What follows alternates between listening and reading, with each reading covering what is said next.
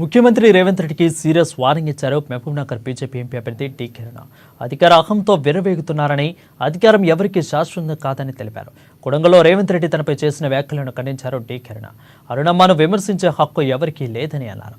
రైతుల కోసం పనిచేసే తప్ప పదవుల కోసం కాదని అన్నారు. రాష్ట్ర ముఖ్యమంత్రిగా రేవంత్ రెడ్డి తన బాధ్యతలను గుర్తు చేసుకోవాలని అన్నారు. భాష మాట్లాడే ముందు ఒకటికి రెండుసార్లు ఆలోచించుకొని మాట్లాడాలని సూచించారు డి కిరణ్.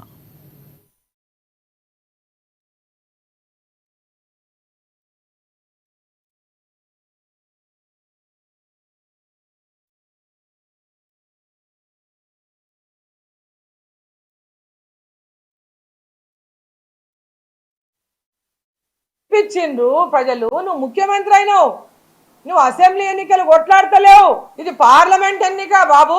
నువ్వు రాష్ట్ర ముఖ్యమంత్రిగా నీ అభ్యర్థిని గెలిపించుకోనికే మీరు ఏం చేసిండో చెప్పుకోండి, మీరు ఏం చేస్తారో చెప్పుకోండి.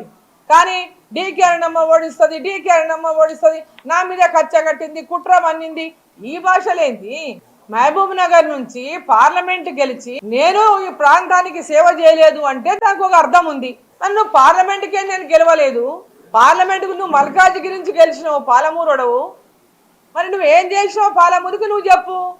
పాలమూరు రంగారెడ్డి గురించి నువ్వు ఎందుకు మాట్లాడలేదు, ఎందుకు పోరాటం చేయలేదు?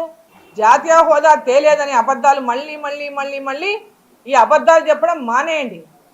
పాలమూరు రంగారెడ్డి ప్రాజెక్టు జాతీయ హోదా ఇస్తామని కేంద్రం చెప్పిన ప్రాజెక్టు, ఇప్పుడున్న డిజైన్లు ఉన్న ప్రాజెక్టు కాదు.